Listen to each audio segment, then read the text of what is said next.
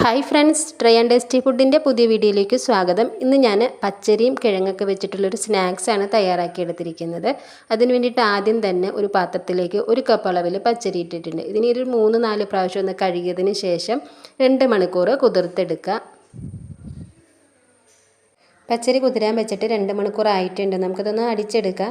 അപ്പോൾ വലിയ ജാർ എടുത്താൽ മതി കേട്ടോ. മിക്സിയുടെ വലിയ ജാറിലേക്ക് പച്ചരി ഇട്ട് കൊടുക്കുക. ഇത് അടിച്ചെടുത്തിട്ട് നമുക്ക് ഇതിൻ്റെ കൂടെ തന്നെ ഞാൻ 2 കിഴങ്ങും കൂടി ഒന്ന് വേവിച്ചിട്ട് ചെറുതായിട്ട് ഉടച്ച് വെച്ചിട്ടുണ്ട്. ആ ഒരു കിഴങ്ങും കൂടി ചേർത്തിട്ട് നമുക്ക് അടിച്ചെടുക്കാനുള്ളതാണ്. അപ്പോൾ വലിയ ജാർ തന്നെ വേണം കേട്ടോ എടുക്കാൻ. ഇനി ഇതിലേക്ക് കുറച്ച് വെള്ളം ഒഴിച്ചിട്ടൊന്ന് അടിച്ചെടുക്കുക. ഞാൻ ഒരു 1/2 കപ്പ് അളവിൽ വെള്ളം ചേർത്ത് കൊടുക്കുന്നുണ്ട് കേട്ടോ ഈ പച്ചരിയിലേക്ക്. ആദ്യം കുറച്ച് വെള്ളം ചേർത്ത് കൊടുത്തിട്ടൊന്ന് അടിച്ചെടുക്കുക. എന്നിട്ട് പിന്നീട് ഇത് അരയണില്ല എന്നുണ്ടെങ്കിൽ കുറച്ചും കൂടി വെള്ളം ഒന്ന് ചേർത്ത് കൊടുത്ത് അടിച്ചെടുക്കുക കേട്ടോ.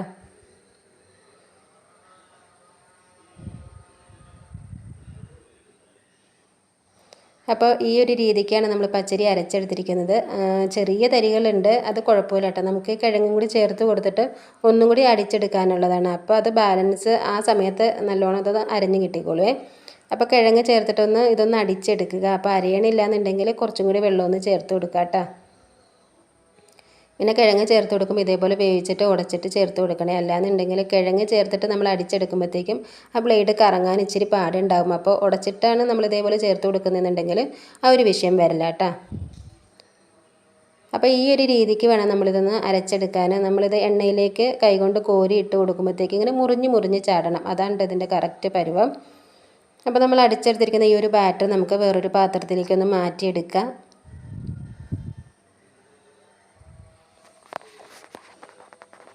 അങ്ങനെ ഒരു പാത്രത്തിലേക്ക് മാറ്റിയെടുത്തിട്ടുണ്ട്. ഇനി ഇതിലേക്ക് ഒരു സവാള കട്ട് ചെയ്ത് ചേർത്ത് കൊടുക്കാം. വലിയ സവാളയായിരുന്നത് കുനുകുനാന്നൊന്ന് കൊത്തിയരിഞ്ഞ് ചേർത്ത് കൊടുക്കുക കേട്ടോ.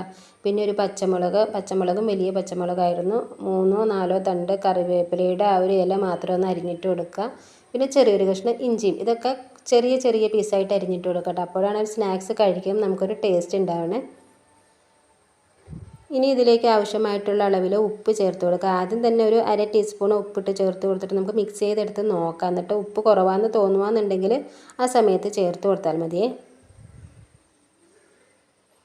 ഒരു 1/4 ടീസ്പൂൺ മുളക് പൊടിയും കൂടി ചേർത്ത് കൊടുക്കാം. പച്ചമുളക് ചേർത്തിരിക്കുന്നതാണെങ്കിൽ ഒരു കളറിനൊക്കെ വേണ്ടിയിട്ട് ഒരു 1/4 ടീസ്പൂൺ മുളക് പൊടി ചേർത്ത് കൊടുക്കുക.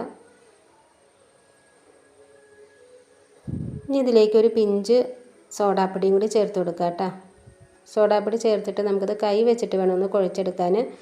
സ്പൂണും കൊണ്ടൊക്കെ കുഴച്ചെടുക്കുമ്പോഴത്തേക്കും സോഡാപ്പൊടി ഉപ്പൊക്കെ ചിലപ്പോൾ അവിടെ ഇവിടെയൊക്കെ കട്ട കുത്തിയിരിക്കുവേ. അപ്പോൾ കൈ കൊണ്ട് നല്ലതുപോലെ ഒന്ന് കുഴച്ചെടുക്കുക.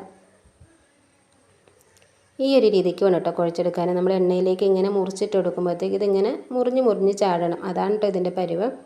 ഇനി നമുക്കിതൊന്ന് വറുത്തെടുക്കാം. അതിന് വേണ്ടിയിട്ട് വെളിച്ചെണ്ണയോ ഓയിലോ ഏതാ ഉപയോഗിക്കണേന്ന് വെച്ചാലൊന്ന് ചൂടാക്കി എടുക്കുക. ഇനി എണ്ണയിലേക്ക് നമുക്ക് ഇതേപോലെ ഓരോ പീസായിട്ടൊന്ന് മുറിച്ചിട്ട് കൊടുക്കുക. എണ്ണയിൽ എത്രത്തോളം കൊള്ളുമോ ആ രീതിയിൽ ഇതൊന്ന് ഫില്ല് ചെയ്തെടുക്കുക കേട്ടോ.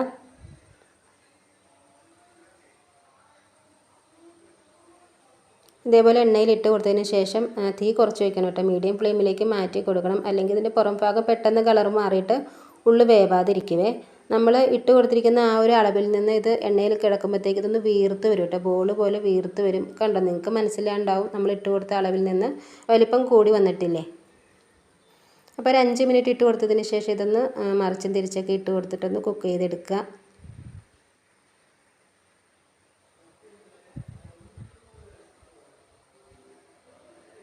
അങ്ങനെ നമ്മുടെ വളരെ ടേസ്റ്റി ആയിട്ട് തയ്യാറാക്കി എടുത്തിട്ടുള്ള സ്നാക്സ് റെഡി ആയിട്ടുണ്ട് കേട്ടോ. ഇത് ഇത്രയും മതി. നമുക്ക് എണ്ണയിൽ നിന്ന് ഇത് കോരിയെടുക്കാം. ഇത് പുറം ഭാഗം നല്ല ക്രിസ്പിയും ഉള്ളിൽ സോഫ്റ്റുമായിട്ടിരിക്കുന്ന ഒരു സ്നാക്സാണ് കേട്ടോ. അപ്പോൾ എൻ്റെ വീഡിയോ നിങ്ങൾക്ക് ഇഷ്ടപ്പെട്ടിട്ടുണ്ടെങ്കിൽ ഉറപ്പായിട്ടും ഈ ഒരു വീഡിയോയ്ക്ക് നിങ്ങളൊരു ലൈക്ക് തരിക കേട്ടോ. അതിൻ്റെ കൂടെ നമ്മുടെ ചാനലായ ട്രൈ ആൻഡ് ടേസ്റ്റി ഫുഡ് എന്ന ചാനലൊന്ന് സബ്സ്ക്രൈബ് ചെയ്തിട്ട് സപ്പോർട്ട് ചെയ്യുക, ഷെയർ ചെയ്യുക, നിങ്ങളുടെ അഭിപ്രായങ്ങൾ അറിയിക്കുക. നമുക്കിങ്ങനെ കോരിയെടുത്തിട്ട് ഇതൊന്ന് ഇങ്ങനെ കുലുക്കിയെടുക്കുമ്പോൾ തന്നെ മനസ്സിലാവും കേട്ടോ. നല്ല ഒരു കിൽക്കുലാന്നുള്ളൊരു സൗണ്ട് ഉണ്ട്. നല്ല ക്രിസ്പി ആയിട്ടുള്ള സ്നാക്സാണേ. അപ്പോൾ ഇങ്ങനെ തന്നെ നമുക്ക് ബാക്കിയുള്ളതും കൂടി തയ്യാറാക്കി എടുക്കാം. പിന്നെ ഇത് കഴിക്കുന്നതിന് വേണ്ടിയിട്ട് ചമ്മന്തിയൊക്കെ കൂട്ടി കഴിക്കാൻ വളരെ ടേസ്റ്റാണ് കേട്ടോ. ചായയുടെ കൂടെ വെറുതെയും കഴിക്കാൻ ചമ്മന്തിയൊക്കെ കൂട്ടി കഴിക്കുമ്പം കുറച്ചും കൂടി ഒരു ടേസ്റ്റ് നമുക്ക് ഫീൽ ചെയ്യും.